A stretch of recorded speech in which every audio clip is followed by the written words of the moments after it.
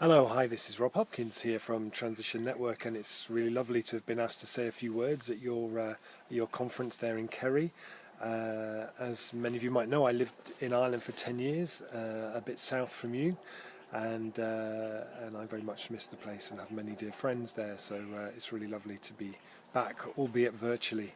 And part of the reason why I'm not there in person is I gave up flying in about 2006, and only really travel to do talks by train mostly, which is something which feels really important to me, that as people who are building movements that are trying to model a new way of doing things for a post-fossil fuel world, that we try and actually embody that in what we do. So much as I would really love to have been there in person, it's wonderful that we have these technologies, I think, that allow me to sit here in my garden on an autumn evening on Halloween as I wait for kids to start coming knocking on the door, and to be able to send a message to your conference.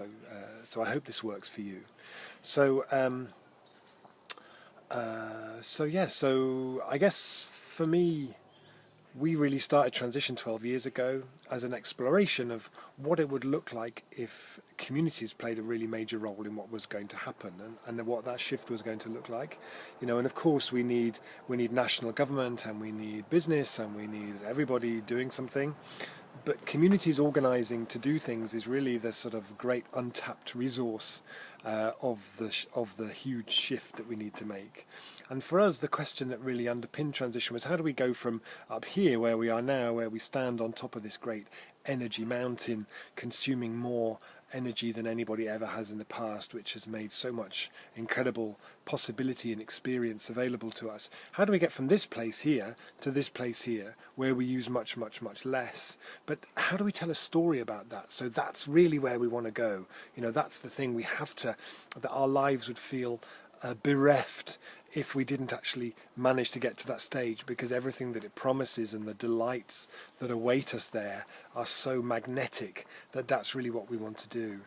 And when I think about this place where we are now, up here at the top, that sense that what we have now is irreplaceable, and people who write books about how how we have to use all the fossil fuels we have because they're what enable everything to happen, and life without them is unimaginable.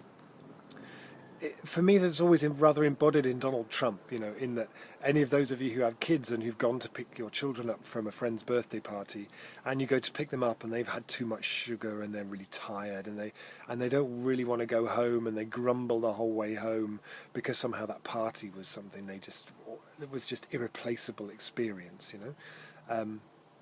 That's kind of a bit what it feels like, what we're seeing in some places in the world now, as the move away from fossil fuels, the end of coal, the demise of oil starts to become just an inevitability now. You see some people like Trump and people around him who just want to hang on to that because it's completely irreplaceable. But actually, of course, the story that is being told now by so many people, and by yourselves, and by transition groups now in 50 countries around the world, is actually we can do so much better. We can move away from the current world of excess consumerism, the epidemic of loneliness, the kind of isolation that we see in so many of our communities, the erosion of the opportunities for people to come together and celebrate and connect and have conversation, the sort of focalizing of what we've seen, that concentration of business activity into fewer and fewer hands. What always thrills me when I go to visit different transition places is what you see when the momentum starts to go in the other direction. We start to see that here in Totnes now, where, for example, we just opened the first new mill in this town for 100 years. When you have a local mill who are making local oats, local spelt flour, local pea flour, it inspires all kind of people to think, pea flour, what could we do with that? We started a brewery. We brew beers using pea flour, and they're fantastic. We make beers using spelt. We make stout using the oats that come out of the mill.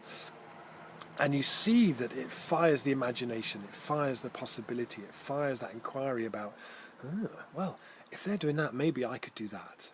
One of my favourite stories I heard in Transition recently was from Liège in Belgium, where Transition Liège a few years ago started a project called Ceinture Alimentaire, which, for those of you who aren't fluent in French, clearly like myself, means food belt. So they want to build around the city of Liège, like it would have been 100, 150 years ago, a belt of food production around the city which supplies the city.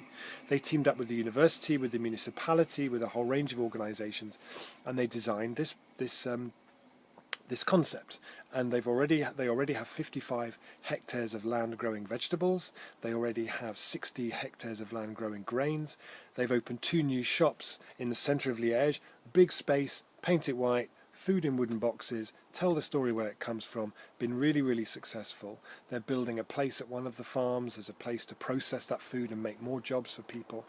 What was really exciting about it was a few weeks ago the municipality published their plan, their vision for the development of the area for the next 20 years. And they basically took Centre Alimentaire's plans and put them right into theirs. So it's now a municipality policy that in 20 years' time there'll be 5,000 jobs coming from this. 10% of the land area will be down to alternative agriculture. But it started with a group like yourself, meeting in each other's homes, starting meetings, coming up with ideas, creating that space where you can get together, which is a thing that transition does so powerfully with other people, to say, what if? And as long as what if is followed up with a, so shall we? Next Saturday, shall we get together and do something? It's really, really powerful. So I really, really salute the work that you're doing. Whatever help we can be, we're here for you to help out. If you, we always say in transition, all the resources, everything is free. The only commitment is that you share the stories of what you're doing so we can share that with the network around the world. So I wish you a wonderful conference. I'm sorry I'm not there in person. Have a wonderful, wonderful day. We're so delighted and proud of everything that you're doing. So keep us posted. Good luck and Gura Mila Mahagat.